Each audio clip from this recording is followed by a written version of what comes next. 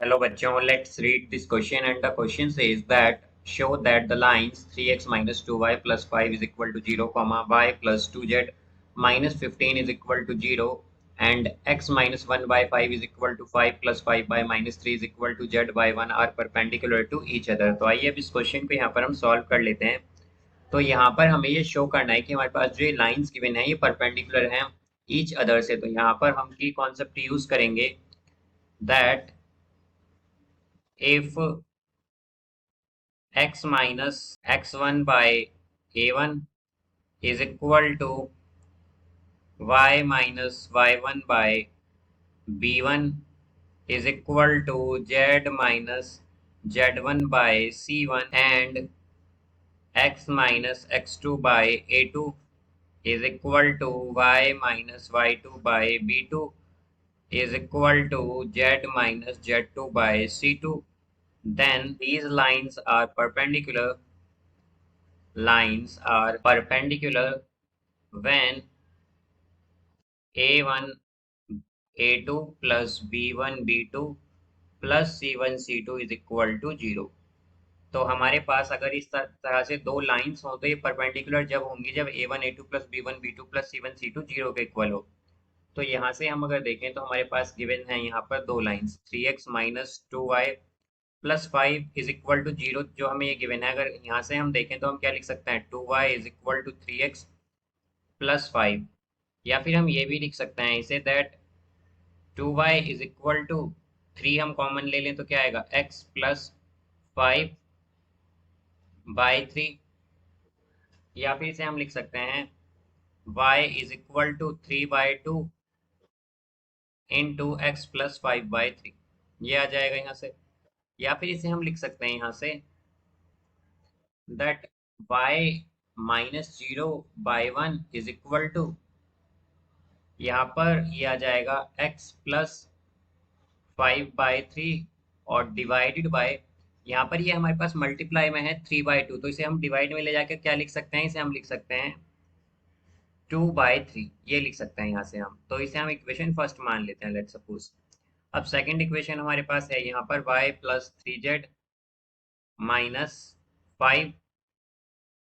-15, actually -15 is equal to 0, ये है हमारे पास। तो इसे हम लिखेंगे y is equal to -3z-15, ये आएगा यहाँ से। तो यहाँ पर अगर हम देखें तो हम क्या लिख सकते हैं y इज इक्वल टू, अगर हम 3 कॉमन ले लें तो ये होगा -3 z माइनस 15 की जगह क्या आ जाएगा यहाँ पर ये 5 हो जाएगा। एंड इसे हम क्या लिख सकते हैं, अब इसे हम लिख सकते हैं y इज इक्वल टू, अब ये हमारे पास इनटू में -3 है तो इसे हम इस तरह भी लिख सकते हैं that y is equal to z-5 by -1/3, because -1/3 क्या होगा, ये हमारे पास मल्टीप्लाई न्यूमिनेटर में -3 के ही आ जाएगा यहाँ से।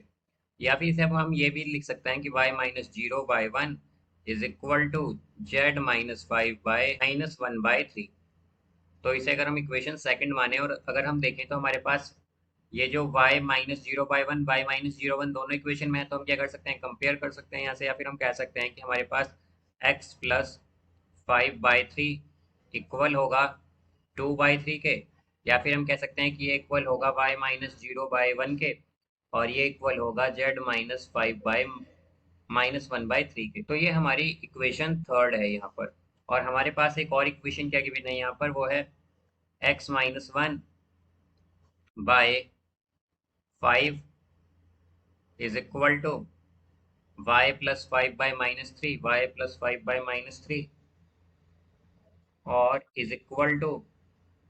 z/1। तो यहाँ से हम अगर देखें तो हमारे पास क्या आएगा, इसे हम इक्वेशन फोर्थ मान लेते हैं।